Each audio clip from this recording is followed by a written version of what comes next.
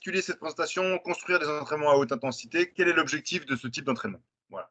Donc à partir de là, on s'est questionné avec les deux Julien, Pichon et Deloire, avec Sébastien Piccheroni qui est arrivé à ce moment-là au Pôle France. Et c'est là où, en tout cas nous, on n'est pas qu'on est les précurseurs, mais en tout cas à partir de ce moment-là, on a vraiment essayé de bâtir des entraînements qui tenaient compte des contraintes rencontrées en match.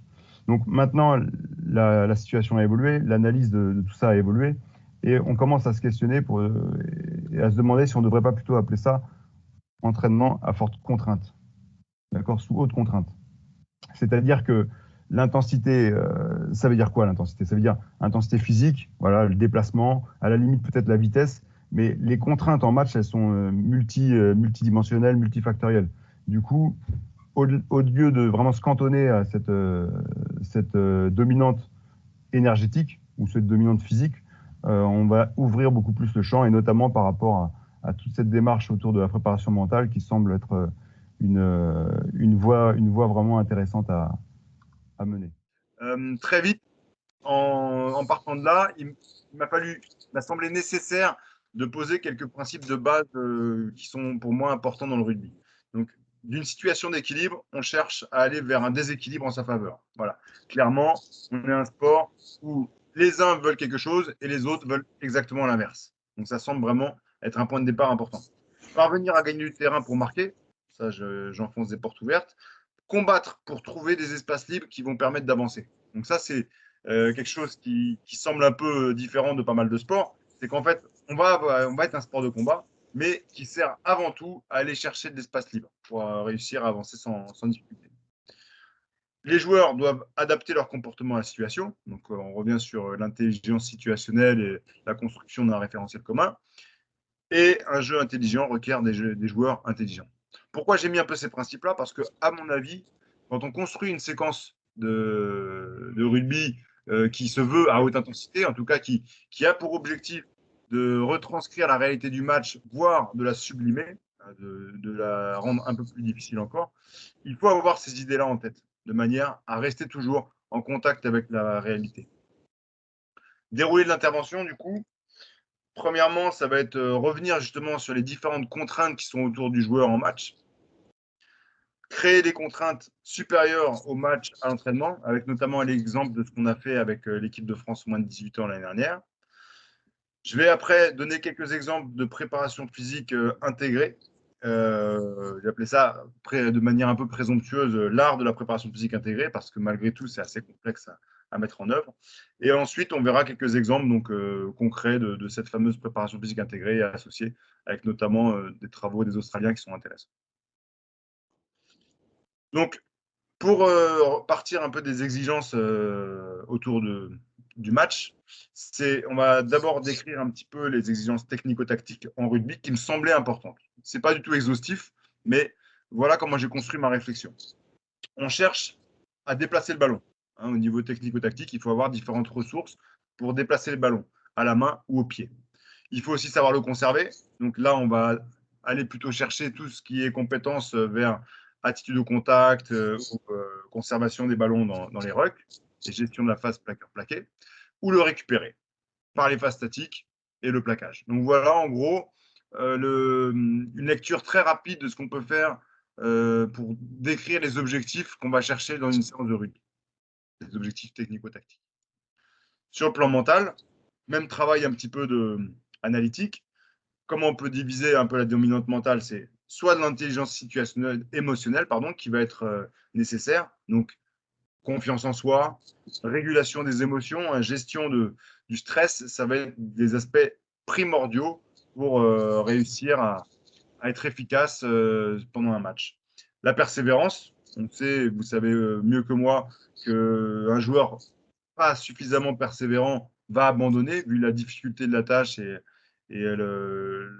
ce que c'est que le rugby et que c'est un sport de combat. Donc, persévérance, ça va passer par des objectifs qui doivent être adaptés au niveau de ces joueurs et susciter chez eux un haut niveau d'engagement. Ça, on va en discuter tout à l'heure aussi, à mon avis. Ça va dépendre aussi un petit peu de ce qu'on met dans l'entraînement, ce haut niveau d'engagement. L'intelligence situationnelle, enfin, focaliser donc son attention sur les informations pertinentes et identifier des informations simples dans des situations complexes. Ça, c'est des choses qu'on a travaillé avec Michael Campo, qui intervient beaucoup sur la dimension mentale maintenant à la fédération. C'est vraiment un parti pris de la Fédé d'investir ce champ de connaissances et de compétences. Et ça nous semble important aussi de l'avoir en tête, de manière à le remettre, à le retranscrire dans les séances d'entraînement.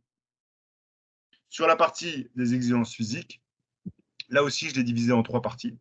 Puissance, vitesse, et je l'ai résumé dans peu de joueurs, beaucoup d'espace. Donc, ça va nous permettre d'aller vite. Puissance, force, c'est beaucoup de joueurs, peu d'espace. Donc là, fatalement, il faut être capable d'avancer malgré le terrain miné. Et l'endurance, ce sont des efforts qui peuvent être longs, qui ne sont pas forcément longs et qui peuvent être longs et qui se répètent dans le match. Voilà. En gros, avec tous ces carrés bleus, on doit pouvoir savoir où on met les pieds quand on construit une séance et quels objectifs on poursuit. C'est vraiment un parti pris de ma part. Hein. On aurait pu le découper d'une manière différente et j'ai sûrement omis certaines choses. Mais en tout cas, moi, ça m'aide à structurer un petit peu mes objectifs de séance. Maintenant, je vais juste revenir à quelque chose qui me semble essentiel. Comment un joueur de rugby apprend une compétence et change un comportement.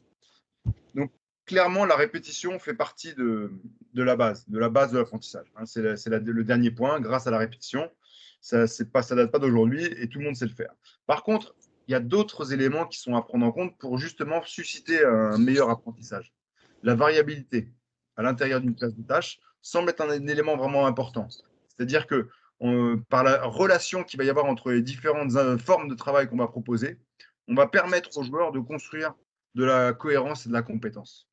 Donc, varier les situations et confronter le joueur à des tâches légèrement différentes va permettre d'améliorer ce phénomène.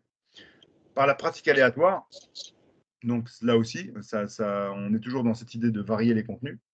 L'alternance pratique physique et imagerie semble vraiment important et on va le voir aussi que nous, on l'a intégré beaucoup dans des séances, notamment sous forme de clarté, hein, des séances à très faible intensité qui vont justement nous permettre de faire cette imagerie mentale en situation sur le terrain, mais sans intensité. Et bien sûr, grâce au feedback, puisqu'on sait tous en tant qu'homme de terrain qu'un joueur qui a des objectifs clairs et qui sait s'il a atteint ses objectifs va plus s'engager dans la tâche que si on lui demande juste de faire bien les choses. Donc, une fois qu'on a passé un petit peu tous ces aspects, est-ce qu'on parle toujours de haute intensité? Moi, je ne pense pas. Je pense qu'on doit plus parler de haute spécificité ou d'apprentissage sous contrainte. On ne peut pas se contenter juste de l'intensité. D'accord? Clairement, ce qui va entourer le joueur pendant un match, ce qui va lui permettre de performer ou pas d'ailleurs, ça ne va pas être seulement l'intensité qu'il va être capable de mettre dans le match. Mais clairement, comment il va répondre aux différentes exigences technico-tactiques, physiques et mentales. Donc, à partir de là, notre entraînement doit être le reflet de ça. Et un des outils principaux pour justement répondre à ces objectifs, ça va être les lois de l'exercice. Gérer au mieux les lois de l'exercice, qui sont la construction, c'est-à-dire construire une situation qui correspond au niveau des joueurs, ou qui est juste un peu supérieur au niveau des joueurs. On appelle le décalage optimal en pédagogie. Donc, trouver le décalage entre le niveau des joueurs et le niveau de la tâche, de manière à ce que le joueur ne se désengage pas, mais qu'il puisse progresser quand il accomplit une tâche. Un des principes de base est aussi la densité de joueurs, c'est-à-dire le cadrage, les dimensions du terrain par rapport à l'effectif qu'on met sur la situation. Donc, ça va déterminer une densité de joueurs. Et cette densité de joueurs va être fondamentale, notamment pour réfléchir aux droits qu'on va accorder aux joueurs. Est-ce que les joueurs peuvent plaquer ou est-ce que les joueurs jouent à toucher? Ça, c'est une question qui doit être en partie corrélée avec le cadrage et l'effectif. Les lancements, donc le lancement doit être varié pour favoriser justement l'apprentissage, c'est ce qu'on a vu dans la diapo juste avant. Et donc, le plus proche possible des conditions de match le plus souvent possible, mais il doit être avant tout imaginé en fonction de ce qu'on veut travailler. Je prends souvent l'exemple de Gérald Bassit qui avait monté un lancement que je trouvais génial. C'était les deux équipes alignées sur la ligne médiane des 50 mètres, d'accord? Tous les joueurs alignés et seulement un joueur de chaque équipe au niveau des 22 mètres. Donc les joueurs ne savent pas où ils vont attaquer. on donne le ballon à un de ces joueurs-là qui part en sprint pour aller marquer vers la ligne où il y a les deux joueurs qui campent sur les 22 mètres. Et à ce moment-là, les autres, ils sont défenseurs. D'accord? Soit soutien, soit défenseur. Et du coup, rien que par cette action et ce lancement, on se retrouve avec une sollicitation à vitesse maximale pour quasiment la totalité de l'équipe, à part les deux qui sont en attente sur les 22 mètres. Le rapport d'opposition est fondamental aussi, justement pour retrouver à nouveau la réalité du match. Et si on attaque contre personne, c'est plus facile que si on attaque contre quelqu'un. Mais par contre, ce rapport d'opposition, ça va être aussi très important de savoir le gérer. D'accord? Et là aussi, on retourne sur les droits qu'on va accorder aux joueurs. Et on va voir après avec l'échelle d'intensité des contacts, peut-être que Eric, tu l'auras déjà montré. On va voir comment on gère un petit peu ces droits et quel niveau d'intensité de contact on permet par rapport aux objectifs recherchés. L'alternative, donc, c'est tenter d'offrir toujours plusieurs options de jeu aux joueurs pour rendre des joueurs intelligents, capables de jouer à ce jeu si intelligent qu'on adore. Réversibilité, c'est coller à la réalité du jeu, donc en favorisant les changements de statut et donc les transitions et les contre-attaques, puisque c'est un aspect très important par rapport au résultat du match, notamment au niveau international. On sait que beaucoup de situations, mais même au niveau des championnats domestiques aussi, beaucoup de situations vont être favorables sur les contre-attaques. Et donc, il faut entraîner les joueurs à ces situations de transition et ces changements de statut. Et la répétition, donc, j'y reviens pas. Il est évident qu'un joueur doit répéter souvent les choses et toucher beaucoup de ballons pour progresser. Maintenant, on fait juste une petite digression sur une analyse de la tâche assez courte, puisque c'est quand même un des aspects importants aussi, c'est quand même la dépense physique qu'on va retrouver sur les séquences longues, qu'on appelle des séquences piques. Là, c'est la séquence pique d'un match moins 19 ans avec la génération 98. Donc ça remonte un peu, mais c'est une séquence que j'aime bien, que j'ai gardée depuis, parce que déjà, on voit une jolie transformation du jeu debout sur la première séquence qui permet d'avancer de 70 mètres. Là, ensuite, ça devient plus compliqué avec des Sudaf qui sont bien en place défensivement.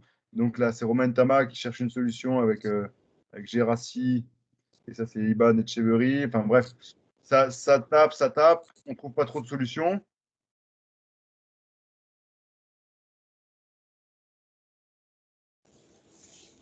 Donc on voit, je passe un peu plus vite, il y a plusieurs rucks, mais qui sont stériles.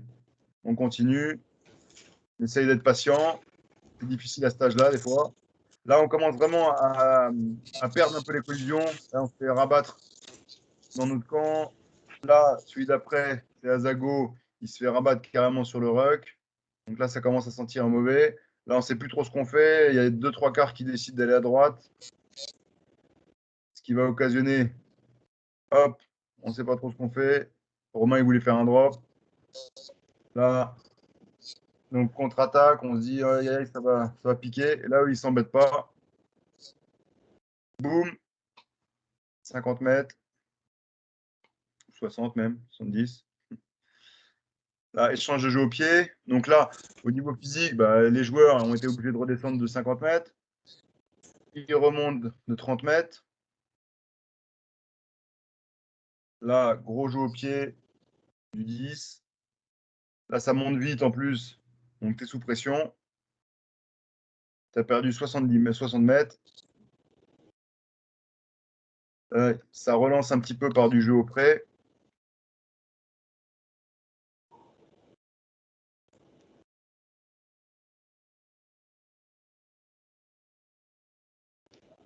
Là, Oki s'arrache. Du coup, la situation est un peu favorable. Mais ça commence à piquer dans les jambes. Ça fait 3 minutes. Et on finit par un en avant, alors que le coup était bon. Voilà. Donc ça, c'est ce qu'on appelle vraiment un worst case scénario. C'est-à-dire vraiment le pire scénario du match qui dure 3 minutes et qui va oxyre une bonne partie de l'équipe. Donc, en termes de data, voilà ce que ça donnait. Les plus hauts à 400 mètres de distance parcourue, donc Laporte c'était l'arrière et Even c'était le 12. La moyenne est quand même à 328 mètres parcourus. Les mètres par minute, ça va être entre 140 pour les plus hauts et 116 la moyenne. distance HI, donc là, c'était au-dessus de 18 km/h, je pense. Donc, c'était 30 mètres pour les plus hauts, ce qui n'est pas énorme, et 12 mètres de moyenne. Mais par contre, fréquence cardiaque maximale, on voit que c'était plus de 2 minutes 30 en moyenne, au-dessus de 90% de la fréquence cardiaque maximale. Donc, tout le monde était dans le rouge tout le temps. Et après, le nombre d'actions à haute intensité, donc qui regroupe les actions de course type accélération ou mètre au-dessus de 18 km/h, je crois, et les actions de combat, là, on est assez haut. Et on est en moyenne à 5, ce qui veut dire qu'en gros, tout le monde a pris 2 actions de combat par minute, ce qui est un taux assez costaud d'actions de haute intensité par minute. Donc, le détail pour un joueur, c'est accélération, bam, la fréquence cardiaque monte, et en bleu, on a la vitesse. Ensuite, accélération, duel plus chute. Accélération, passe, chute. Accélération, voilà, il a été sollicité plusieurs fois. Replacement, c'est l'échange de jeu au pied long. Et là, on voit la fréquence cardiaque, il est tout le temps au-dessus de 95% de fréquence cardiaque maximale. Et voilà le détail. Donc, voilà en gros le genre de pire scénario auquel il faut préparer les joueurs à l'entraînement. Si on prend la part du combat plus spécifiquement sur un match, sur un niveau moins de 20, on va être entre 50 et 60 contacts par match pour les avants et un peu plus de la moitié pour les trois quarts. Ces contacts vont regrouper les mêlées, les mauls, les plaquages ou soutiens défensifs, notamment les 2 premiers soutiens qui vont vraiment avoir une vraie tâche de combat à effectuer, 3 à 8 contacts en tant que porteur de balle et 12 à 18 tâches de soutien offensif pour un joueur ou pour une joueuse. Donc, en gros, là, c'est à ça qu'il faut préparer les joueurs pour qu'ils tiennent tout le match. Donc, ça aussi, on se le met dans un coin de la tête et dans notre saison ou dans les 2 semaines de stage ou dans notre préparation du match suivant, on doit quand même retrouver ce genre de préparation qui va nous permettre de tenir cette cadence-là. Donc, on enchaîne maintenant sur comment caractériser la spécificité du match. Qu'est-ce que je veux dire par là? Je veux dire qu'un match, c'est avant tout une durée et une distance totale parcourue pour les joueurs. Donc ça, ce sont les principes, enfin, ce sont tout ce qui est lié au volume de travail. L'intensité, elle, va être représentée plus par rapport au mètre parcouru par minute, d'accord? La distance au-dessus de 18 km/h, c'est un marqueur maintenant qui fait un petit peu l'unanimité en France, donc nous aussi, on s'est basé sur ce marqueur-là, mais qui peut être aussi ramené par minute, qui va nous donner une idée de l'intensité. C'est un joueur qui se dépasse beaucoup à 16 km/h, il va avoir peut-être une distance en mètres par minute énorme, peut-être 130, 140 mètres par minute, mais s'il a 0 au-dessus de 18 km/h, on sait que quand il va y avoir vraiment le feu sur un replacement, justement sur une bulle défensive, ou s'il va falloir poursuivre un jeu au pied ou un coup d'envoi, on sait que ce joueur-là, il ne sera pas prêt pour ça.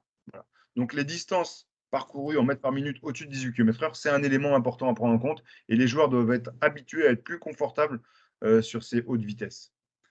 Nombre d'accélérations par minute, c'est aussi un critère important parce qu'on est un sport d'accélération. Voilà. Une ligne défensive qui monte fort sans un pilier droit qui traîne la patte en tant que premier défenseur, c'est un gage de solidité d'une défense. Le ratio récup-temps de travail est aussi essentiel. On sait depuis plusieurs années que le temps de travail d'un match, c'est-à-dire le temps de jeu effectif, augmente régulièrement. Et maintenant, on a beaucoup de matchs qui se situent à plus de 40, 42, 43 minutes de temps de jeu effectif, ce qui fait qu'on commence à avoir des matchs où les joueurs passent plus de temps en temps de jeu effectif, en ball in play, qu'en récupération entre les séquences, ce qui n'était pas le cas jusqu'à maintenant.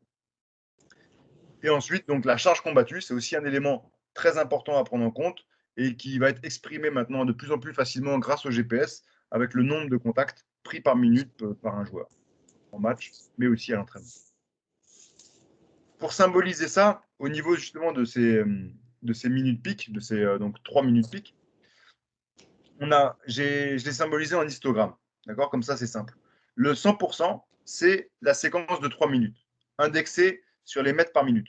D'accord? C'est-à-dire qu'on fait glisser une fenêtre pendant tout le match, une fenêtre de 3 minutes, et on va regarder la somme des mètres parcourus par minute pour un joueur, par exemple. On peut le faire aussi pour une équipe ou pour un groupe de joueurs. On va regarder donc la somme de mètres parcourus par minute sur 3 minutes. Donc sûrement que ça va être une séquence longue de 3 minutes, mais ça peut être aussi plusieurs séquences agglomérées. Vous voyez ce que je veux dire? Si on prend les 5 minutes pic, à ce moment-là, ça ne va pas être une seule séquence de 5 minutes. Ça va être une séquence, peut-être une séquence de 2 minutes, une séquence de 1 minute qui s'est jouée assez vite parce que ça a été une touche rapidement jouée, et après une pénalité jouée à la main, et voilà, on arrive à sa séquence de 3 minutes. Voilà, de 5 minutes, pardon. Là, une séquence de 3 minutes, il se trouve que c'est la séquence contre l'Afrique du Sud, donc à 127 mètres par minute. Ça représente 30 mètres par minute. Pardon, c'est pas celle de l'Afrique du Sud. Ça représente 30 mètres par minute de très haute intensité au-dessus de 18 km/h, 3 accélérations par minute et 0,5 contacts par minute. Donc là, on peut se douter que c'est plutôt une séquence de 3/4 parce qu'il y a peu de combats qui a été. Donc voilà, donc ça en gros, c'est ce qui permet d'avoir le 100%. Et ce 100%, du coup, quand on prépare un entraînement, bah, on va majorer certains de ces critères. Ça va être ça l'objectif de l'entraînement. Soit majorer la part du combat, soit majorer la part de la haute intensité, soit majorer peut-être le nombre d'accélérations. Donc voilà l'exemple des 2 jours réalisés avec les moins de 18 ans. Donc là, on a le mardi à gauche et le mercredi à droite, sachant que le principe de ces 2 jours, c'était priorité au rugby, c'est-à-dire que le matin, il est consacré en grande partie au rugby, avec un travail en dojo, enfin en salle de lutte, sur 30 minutes, et associé avec une rotation sur du core training et du travail de gainage dynamique et de posture. Petite collation, on revient sur quelques aspects tactiques et après, feu, grosse séance à dominante énergétique. Pour choisir les contenus donc, de cette séance à dominante énergétique, on va avoir le choix sur cette frise-là, d'accord? Notamment sur la partie droite de la frise. C'est-à-dire que l'idée, c'est de négocier et de construire avec tout le staff le meilleur entraînement possible entre du jeu à 15 contre 15, parce que c'est la réalité du jeu passe par là, les repères en match et la cohésion offensive va passer justement par du travail à 15 contre 15, mais aussi pour justement avoir plus de sollicitation des joueurs, plus d'intensité peut-être un stress aussi plus important, les jeux à effectif réduit et tout le travail un peu de répétition autour des situations techniques ou physiques intégrées vont avoir leur importance. Voilà un exemple de séance qui peut être réalisée. Donc là, c'est la version un petit peu 15 de France féminin. Donc, il se base sur le volume du jour de match. Donc là, on va être sur un entraînement qui est du 4/5e de ce qui va être réalisé en match. L'intensité, on est à 5 sur une échelle d'intensité qui est propre à leur sélection, mais sur la partie déplacement. D'accord? Et 4 sur 5 sur la partie contact. Voilà, c'est comme ça qu'ils sont construits un peu leur prisme. Les séquences de jeu, elles vont aller de 1 minute à 3 minutes sur le travail en collectif total. Et les ratios, enfin justement pour bâtir les ratios temps de récup, temps de travail, on va être sur un quart, voire un demi temps de travail pour la récupération. Souvent, on agit de cette façon-là. Échauffement individuel où on essaie de responsabiliser les joueurs. Exercice de connexion avec la séance qui nous permet justement de faire un peu de travail de préparation physique intégrée ou de répétition technique un peu accentuée, beaucoup à base de technique, pour ce qu'on fait en moins de 18 ans. Ensuite, 12 minutes on va dire, fitness game, hein, même si j'aime pas trop cette expression-là, mais vraiment du jeu à effectif réduit qui va permettre d'avoir beaucoup de jeux en lecture et de jouer des situations un peu de semi-attaque, on appelle ça. Ça vient du handball, comme on en parlait hier. Et le contact sera niveau 2. Donc on va revenir juste après sur les différents niveaux de contact. Mais pour l'instant, il faut juste savoir que c'est jeu à ceinturer. Voilà, niveau 2. Donc l'idée de ce 6 contre 4 sur attaque de ligne, on va voir la vidéo juste après, c'est quand même d'aller chercher des courses à plus de 18 km/h, ce qui est compliqué avec cette situation-là. Donc on va voir comment on a pu faire pour justement trouver la solution. On va voir maintenant. Donc voilà la vidéo. Après, vous le connaissez tous. Hein. Le ballon doit toujours partir des 15 mètres. La défense est captive dans les 5 mètres. Donc là, c'est du 7 contre 5. Donc c'est un peu plus compliqué que du 6 contre 4. je marque, hop, je vais faire descendre le ballon. Et à chaque fois, donc j'ai beaucoup d'accélération, changement de direction, prise de décision par rapport à la lecture. En défense, il faut se bouger les fesses, même si là, 7 contre 5, c'est quand même assez tranquille. Nous, on le fait beaucoup à 4 contre 2 aussi, pour du travail de sheet work, enfin de compensation énergétique.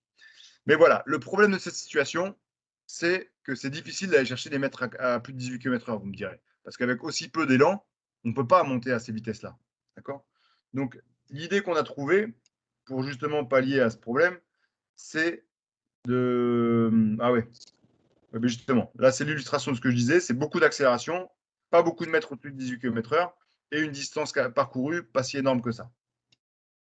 Mais par contre, si à la fin de 45 secondes de séquence de ce type-là, je siffle, et là, tous les joueurs ont comme consigne de sprinter de l'autre côté de la largeur, d'accord, on aménage 2 zones de jeu comme ça, de chaque côté du terrain, bah là, d'un coup, on va avoir beaucoup plus de data qui vont monter. C'est-à-dire qu'on a toujours les 4 accélérations par minute, et encore, il doit y en avoir un peu plus.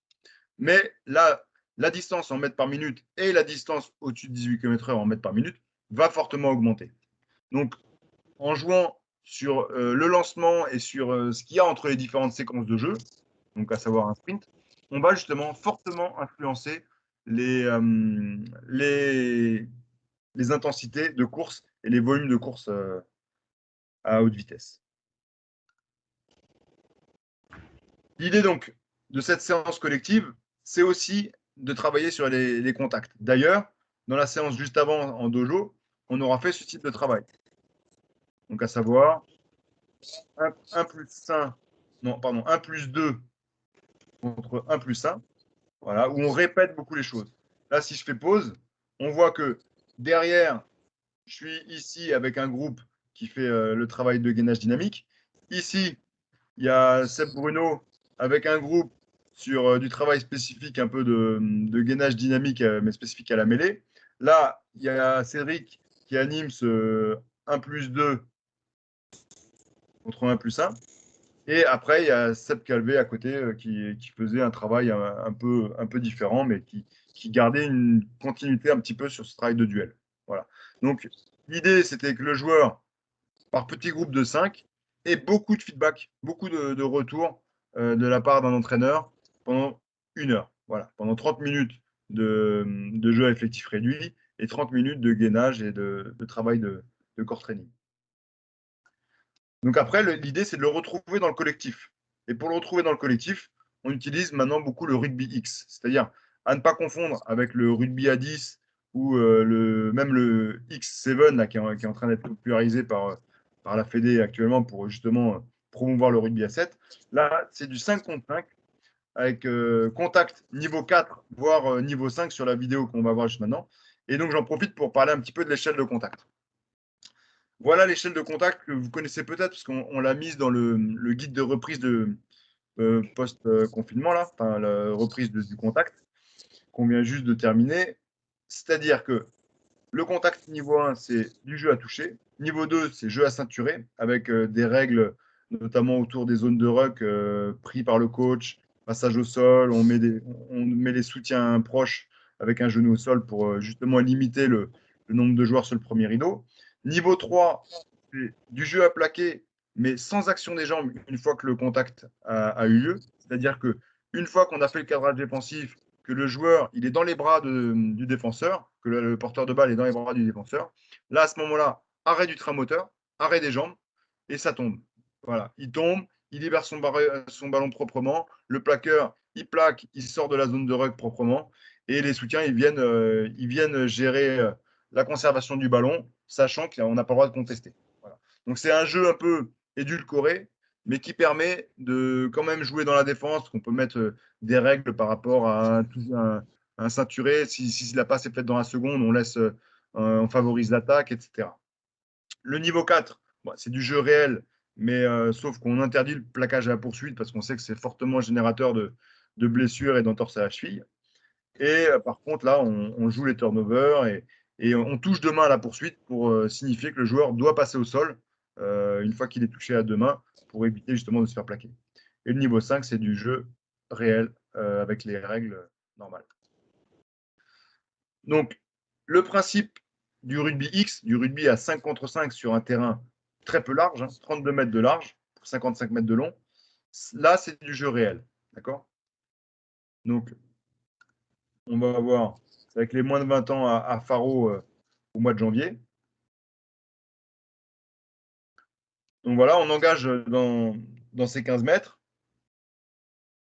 À partir de là, ça plaque. Voilà. On essaie d'être très propre dans les zones de ruck et de consommer le moins de joueurs possible, même si là, du coup, ils ont mis 2 joueurs à la conservation. Et ben après, si on a 2 joueurs à la conservation, un au relais et un par terre, il ne reste pas grand monde pour jouer. Hein. Donc, il faut qu'il y ait qu'un joueur à la conservation. Donc, il faut être efficace parce que les joueurs verts peuvent récupérer la balle. Et on se retrouve avec beaucoup de contacts pris par minute. Parce que justement, il n'y a que 5 joueurs. Donc, quand on a fait une tâche de combat, bah, souvent, la tâche suivante, elle va revenir assez vite. Parce que souvent, en plus, il y en a un ou deux qui vont peut-être se planquer un peu. Et donc, ceux qui travaillent beaucoup, bah, ils se retrouvent à emmagasiner beaucoup de tâches de combat à la suite. Donc, avec la fatigue, la situation commence à s'aérer. On a des coups à jouer. Le jeu au pied est bien sûr autorisé. Bon, là il y a plaquage à la poursuite, mais normalement, c'est plutôt niveau 4 qu'on fait à l'entraînement, de manière de ne pas se péter. Et après, bien sûr, avec la désorganisation, il peut y avoir des courses un peu plus longues qui s'engagent. Mais avec la fatigue, on va voir que les données de haute intensité ne sont pas si extraordinaires que ça. Donc voilà les données un petit peu du rugby X qu'on a pu recueillir. Beaucoup de contacts par minute. Hein. On est au moins de 1,5 au-dessus de ce qui se fait en match. 2 accélérations par minute. Quand même des mètres au-dessus de 18 km/h et une bonne 135 mètres, c'est quand même un volume assez costaud de mètres par minute en distance totale. Donc, on voit qu'avec ce rugby X, la densité de joueurs est très importante. Et voilà comment on peut l'illustrer, tout simplement. On prend la longueur du terrain sur lequel on va jouer, on prend la largeur et on divise par le nombre de joueurs. Et ça nous donne la superficie, un peu de liberté pour un joueur. Et si on fait ça et qu'on classe, du coup, comme je l'ai fait, les différents sports auxquels on peut jouer en rugby, on se rend compte que le rugby X, c'est pas forcément rapproché du haut 7, à part qu'il y a peu de joueurs et que donc on est obligé de prendre beaucoup de tâches, beaucoup d'actions, d'accord, de haute intensité. Mais sinon, au niveau densité de joueurs, on est beaucoup plus proche du rugby à 15, voire même on a plus de densité de joueurs que dans le rugby à 15 par rapport au rugby à 7, où là, on a le double d'espace pour un joueur. D'accord ? Donc là aussi, il ne faut pas se tromper dans les droits qu'on va donner en rugby X par rapport à des formes plus proches du rugby à 7. Mais je vous invite quand même, quand vous construisez une séquence de jeu, de re-questionner un petit peu la densité de joueurs. C'est-à-dire de prendre la superficie de l'aire de jeu qu'on a prévue et de diviser par le nombre de joueurs. Et on verra de quel sport on se rapproche. Et donc, du coup, de quel droit on peut donner aux joueurs. Alors, donc, si on revient au planning des 2 jours, on a fait donc la première journée, sachant que l'après-midi, c'est juste de la muscu du haut. Ah oui, non, pardon. Et il y a la clarté, donc, la séance à très basse intensité, qui reprend un petit peu les principes d'imagerie mentale. C'est-à-dire que les joueurs et les entraîneurs savent que quand on va sur le terrain pour faire une clarté, il n'y a pas de GPS, il n'y a pas de crampons. Vraiment, on y va juste pour positionner, pour être bien d'accord de quel joueur va où pour telle situation ou tel lancement. Et ça permet surtout de préparer la journée du lendemain. Voilà. On met en place les choses dans la tête du joueur de manière à ce que le lendemain, on puisse directement partir sur de l'intensité dans le dojo et gagner aussi du temps sur la séance collective qui va être là basée plus sur de la vitesse, hein, des efforts courts qui peuvent aller jusqu'à 1 minute quand même de travail, mais beaucoup moins que les 2 voire 3 minutes qu'on a fait la veille. Donc, bah voilà, justement le genre de jeu qui va permettre de diminuer la densité du premier rideau. Voilà. Donc, pareil, hein, c'est quelque chose d'assez connu. C'est une situation donc, où les défenseurs, au moment du coup de pied de la part de l'entraîneur, doivent tous passer dans une porte bleue. Donc, on va se retrouver avec une défense très étagée. Ils doivent passer par les portes bleues. Je répète, excuse-moi Robin, il y a eu un camion qui est passé. Les défenseurs sont obligés de passer par des portes bleues sur l'ensemble du terrain. Et une porte par joueur. Donc là, on se retrouve avec une défense étagée, beaucoup de vitesse qui est générée chez les attaquants. Et à chaque fois, donc, ils doivent repasser par une porte bleue. Donc, on favorise vraiment le travail de l'attaquant et on les pousse à avoir des mètres à très haute vitesse. Seul problème, seul bémol, voilà, là, on va revenir sur cette action-là. Seul bémol, c'est que à ce moment-là, on avait fait une petite expérience et peut-être une petite maladresse, c'est qu'on avait demandé du niveau 2, jeu à ceinturer. Sauf que avec peu de densité de joueurs, comme c'est le cas du coup de cette situation, et beaucoup de vitesse donc engendrée, on ne peut pas faire du ceinturé. Puisque ceinturé, c'est quand la défense elle est bien en place et que le cadrage défensif est facilité. Là, on se retrouve avec des plaquages un peu en poursuite et enfin des situations de joueurs en poursuite. Et du coup, soit c'est à plaquer, soit c'est à toucher ce jeu. Voilà. On peut très bien l'imaginer à plaquer, hein, mais à mon avis, c'est vraiment intéressant. Pour l'instant, ça ne se fait pas trop parce que fatalement, à plaquer, ça fait quand même des situations un peu dangereuses, je pense, mais ça serait vraiment intéressant justement pour gérer les bulles défensives ou le jeu dans la défense. Donc voilà, bon, vous verrez, il y a le schéma un peu de la situation. Séquence plutôt courte, comme il y a beaucoup de vitesse. Même si là, extrapolé sur 3 minutes, on se retrouve avec beaucoup de mètres par minute réalisés sur la séquence comme ça. Beaucoup de mètres à très haute intensité, donc au-dessus de 18 km/h. Beaucoup d'accélération aussi. Et du coup, peu de contact sur la situation telle qu'on l'a mise en place pour la. Donc, exemple de skill-based game. Donc, c'est des situations qui sont plus basées cette fois-ci sur un aspect technique. D'accord. Donc, une répétition de technique où là, c'est du 1 contre 1, donc c'est tactique aussi. Hein.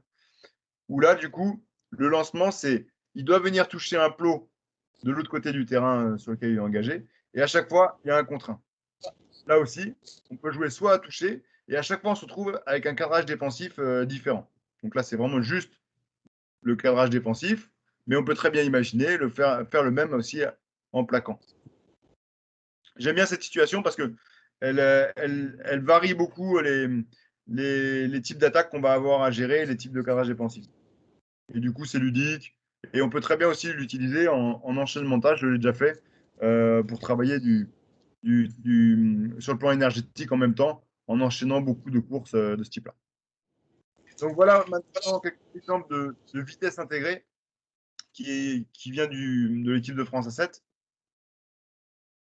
Parce qu'eux utilisent beaucoup ce type de travail de 1 plus 1 contre 1 ou 1 contre 1 plus 1. Enfin, tous les 1 contre 1 vont être avec contact ou sans contact, d'ailleurs, avant, de manière à générer de la vitesse et créer un déséquilibre en faveur du porteur de balle. D'accord. De manière à vraiment avoir de la vitesse, notamment sur le débordement. Je le remets. Donc là, on voit cadrage débordement. Sur cette situation-là, moi, ce que je fais beaucoup, c'est que j'interdis aux joueurs défenseurs de se faire prendre à l'intérieur. Si jamais il se fait prendre à l'intérieur, il prend 20 burpees. Donc, du coup, ça le pousse à laisser plus l'extérieur. Et là, j'ai mon duel de vitesse. Vous voyez ce que je veux dire? Parce que sinon, on va avoir moins de vitesse max. Et si c'est l'objectif, bah, fatalement, c'est un peu frustrant d'avoir 3 attaques sur 4 qui se déroulent avec un crochet intérieur et peu de vitesse max atteinte. Donc, souvent, on peut changer un peu les droits des joueurs ou influencer un petit peu sur des punitions pour justement favoriser ce qu'on cherche dans la situation. Et l'autre truc aussi que je peux faire, c'est que si les vitesses entre les joueurs sont trop élevées, enfin sont trop différentes, je vais alourdir avec un medicine ball, par exemple, ou plus rapide. C'est-à-dire que le défenseur, si c'est un rapide, il va avoir un medicine ball et il doit toucher avec le medicine ball. Et du coup, là, c'est plus compliqué. Voilà. Donc maintenant, quelques exemples de formes de jeu à toucher. Donc là aussi, ça nous vient du 7. Donc, un classique du genre, c'est-à-dire qu'on a le droit d'envoyer un joueur hors jeu. Je sais qu'à Clermont, vous le faites aussi, il y a une forme de jeu que vous faites un peu comme ça. Vous l'appelez le speedball ou un truc comme ça, non? Donc on a le droit d'envoyer 2 joueurs hors jeu, même autant qu'on veut, je crois. Et après, on peut aller le trouver Et puis après, il peut y avoir plusieurs versions. Soit on peut demander au joueur qu'on a trouvé devant de rester fixe, de faire jouer quelqu'un qui arrive en soutien, d'accord, et que lui n'a pas le droit d'avancer. Soit on peut donner, comme là c'est le cas, la liberté au joueur qui est devant. Et là, il peut aller finir le coup. Donc là, beaucoup de mètres par minute parcouru, beaucoup de mètres au-dessus de 18 km/h, pas mal d'accélération, mais donc pas de contact. On continue un petit peu dans les. Là, on arrive un petit peu sur les travaux australiens dont je parlais, qui ont vraiment beaucoup travaillé sur la catégorisation des situations. C'est-à-dire qu'ils ont essayé de prendre toutes les situations de base qu'ils utilisent avec leurs joueurs et ils l'ont comparé avec la réalité du match sur les critères de distance maximale, enfin de distance totale, de vitesse, de distance à des vitesses élevées, etc. Donc voilà par exemple le offside touch qui est tout simple. C'est un espèce de foot américain à 5 contre 5 sur tout le terrain. Donc effectivement, il y a de la place pour avancer. Et regardez approximativement quelle distance vont réaliser les joueurs par rapport au temps qui défile. Là, on aura le temps sur la vidéo. Pour l'instant, ça a joué un petit peu sur le côté. Les rouges commencent à prendre l'ascendant. Donc là, ça commence à mettre de la distance. On trouve des solutions. Vous avez compris les règles. Très simple. On a le droit de faire des passes vers l'avant. On marque, on garde le ballon et on rattaque dans l'autre sens. Favoriser l'enchaînement de jeu avec le moins de récupération possible. Donc là, les organismes commencent à être mis à rude épreuve. Là, il a quand même réussi à sauver la situation. En défense, il faut se battre pour réussir à arrêter le truc. Et là, donc, du coup, on se retrouve à arriver dans l'autre en but. Ça fait 1 minute qu'ils jouent et ils ont déjà fait plus de 150 mètres par minute. Donc, c'est un jeu où on peut facilement monter à 160, 170 mètres par minute.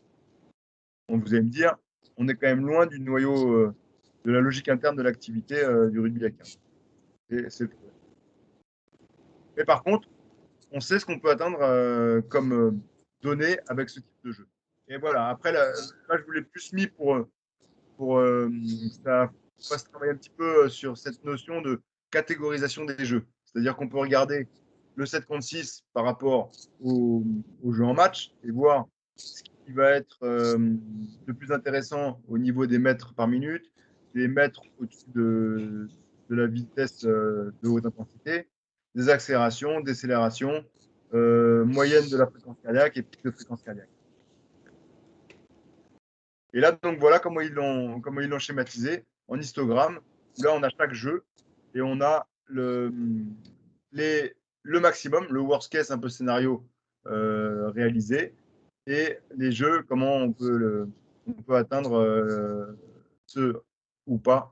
Pardon. Est-ce qu'on peut atteindre ce worst case scénario avec ce jeu-là ou pas? Autre exemple de situation, c'est un mélange de différentes situations de jeux à toucher. C'est-à-dire qu'on va mélanger le drop touch, c'est-à-dire le drop, c'est quand on va toucher 2 lignes derrière soi. D'accord? C'est-à-dire que le joueur, le toucheur, doit partir vers son camp, voilà, et aller toucher la 2e ligne avant de revenir dans le jeu. Donc on est toujours dans le même principe de diminuer la densité du premier rideau. C'est les règles du rugby, donc on peut mettre le ballon par terre si la passe est en arrière. Mais par contre, quand on est touché, on doit passer par le sol avant de faire la passe. La petite originalité de cette situation, c'est qu'avant le dernier touché, j'avais demandé à ce qu'il y ait un jeu au pied réalisé, sous peine de perdre 3 points d'un coup. C'est-à-dire que si je vais jusqu'à la fin de mes touchés et que je n'ai pas joué au pied avant, je perds 3 points. D'accord? Donc de manière à obliger les joueurs à jouer au pied et à préparer, non pas comme ils vont le faire là d'ailleurs, parce que là il va y avoir un jeu au pied, mais préparer une stratégie sur le jeu au pied, parce que la contrainte, c'est que quand on joue au pied, tous ses partenaires doivent quitter le terrain, sauf le buteur. D'accord? Là, on va le voir juste après. Moi, c'est pas très bien fait là. C'était le début de cette situation. On l'avait pas fait beaucoup. Mais là, en gros, il sait que c'est le dernier touché. Hop, il doit jouer au pied. C'est fait en catastrophe. Là, les jaunes n'ont pas encore tous compris qu'ils doivent quitter le terrain. Donc, je suis obligé de leur rappeler. Donc là, ils quittent le terrain. Et on se retrouve avec beaucoup d'espace au milieu, ce qui va générer beaucoup plus de vitesse pour que les joueurs justement puissent exploiter cet avantage.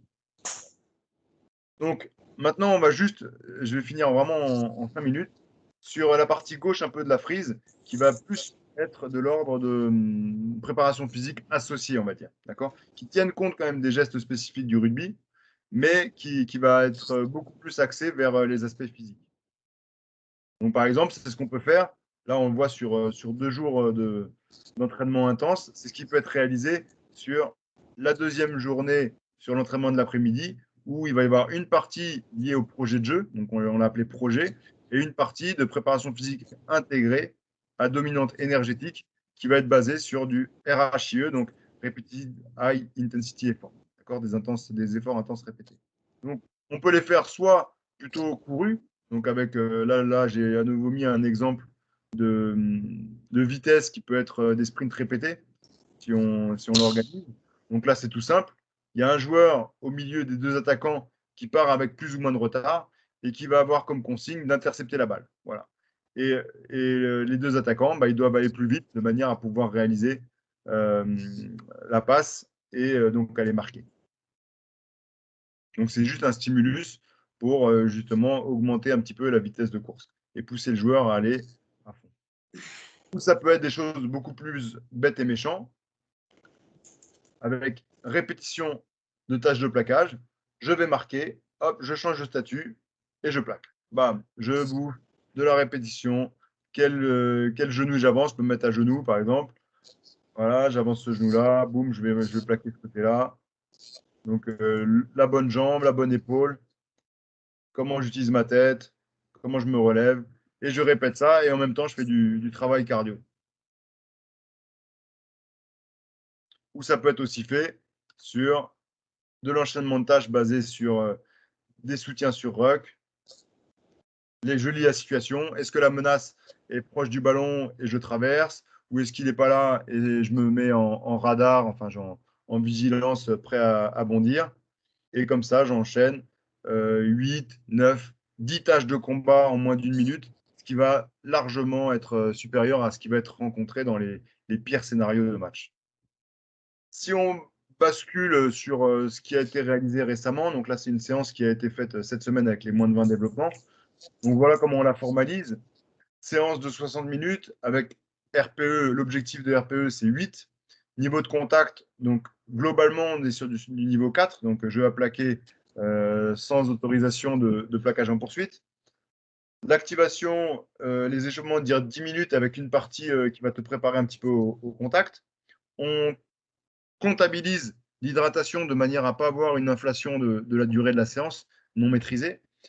Ensuite, la logique donc, dont Eric parlait tout à l'heure, qui est la nôtre, c'est atelier à effectif réduit. D'accord, on va répéter beaucoup de tâches avec du combat, avec de l'intensité physique, pourquoi pas, et du collectif total. Donc là, c'était du 12 contre 12 parce qu'on n'avait que 24 joueurs, mais c'est pas plus mal. Enfin, pour le préparateur physique, c'est plutôt mieux 12 contre 12 que 15 contre 15. Et là, on établit donc les durées des scénarios. Donc 3 minutes, 2 minutes, 2 minutes, 2 minutes, c'est assez simple. Une bulle de maîtrise au milieu sous fatigue pour justement les obliger à réfléchir et à trouver des solutions par rapport aux problématiques qu'ils ont trouvées pendant les 2 premiers blocs. Et après, on rebascule sur des ateliers d'attitude au contact avec du combat et avant de repartir sur du 12-12. Voilà, c'est ces allers-retours qui nous semblent maintenant vraiment essentiels pour ancrer les apprentissages et favoriser l'acquisition de compétences. À droite, on a un petit peu les comportements attendus et les mots les plus importants à maîtriser par les joueurs. Donc maintenant, justement, les données GPS qui correspondent à cette séance-là sont les suivantes. Là, on a le détail des durées par bloc qui étaient prévues.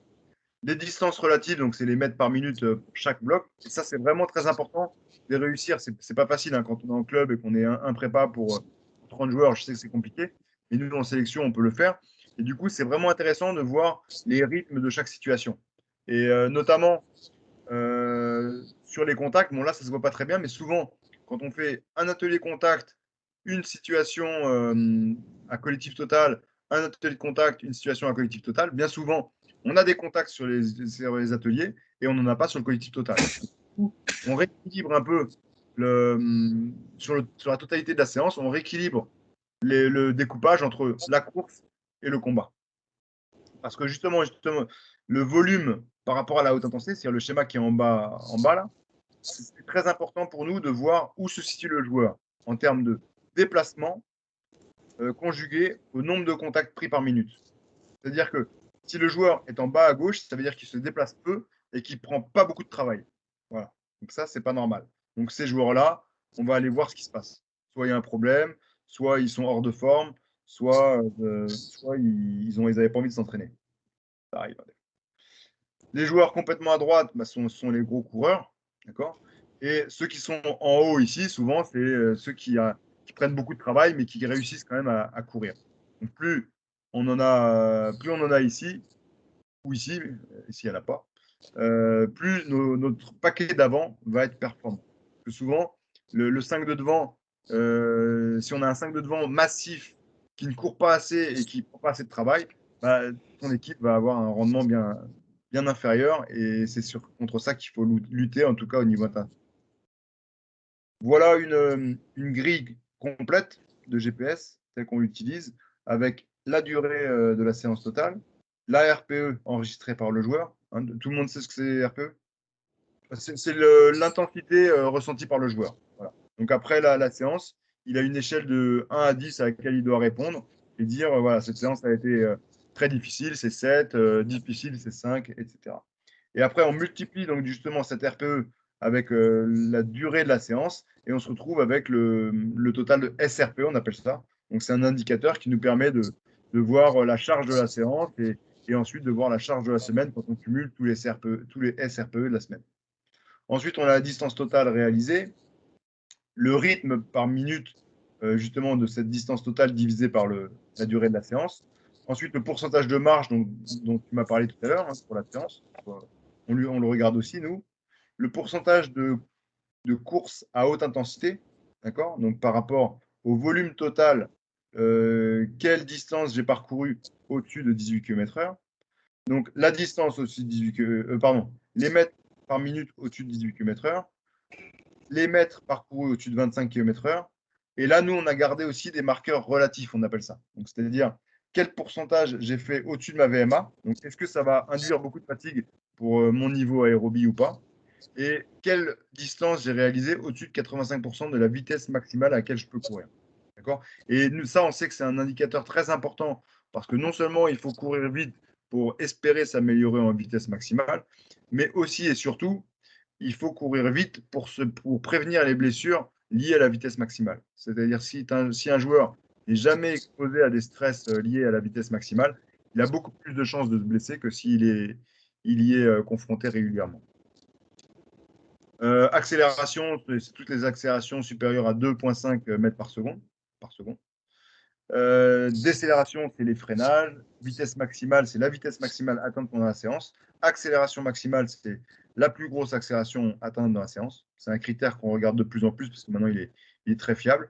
Et la grande nouveauté, c'est le nombre de contacts enregistrés dans la séance qui est maintenant fourni par Catapi.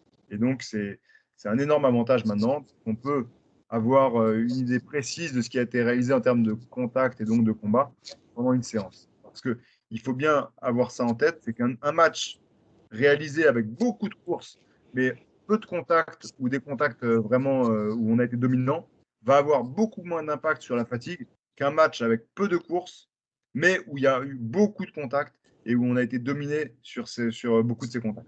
D'accord? La fatigue réalisée, ça c'est pas forcément des études qui le disent, mais c'est vraiment de manière empirique, on l'a remarqué depuis très longtemps. Le contact va défoncer les joueurs. Voilà. Donc c'est important de pouvoir le quantifier sur l'entraînement et d'avoir une stratégie justement pour améliorer nos joueurs sur ce plan-là, à digérer les matchs. Voilà, donc pour terminer, juste quelques idées qui me semblaient vraiment importantes dans ce que j'ai dit, c'est toujours tenir compte de la densité, du rapport qu'il y a entre la densité de joueurs et les droits qu'on va accorder aux joueurs. Surveiller attentivement les ratios temps d'effort, temps de récup, de manière à avoir le rythme qu'on visait dans la séance et de justement induire une fatigue qui va nous permettre de progresser sur le plan cardiovasculaire, sur le plan énergétique. Challenger les joueurs et de donc leur faire des retours pendant, mais sans sans bousiller le rythme de la séance, mais en tout cas pendant, mais surtout après la séance, et leur dire voilà, tu as été dans les critères de ce qu'on attendait de toi sur cette séance à haute intensité ou pas. Et ensuite, essayer de faire progresser les joueurs sur la dimension mentale en réfléchissant l'agencement des situations de manière à ce que justement elles viennent perturber un petit peu le joueur sur le plan mental ou favoriser la cohésion, la confiance en soi, etc. C'est comme ça qu'on essaye de construire nos entraînements maintenant.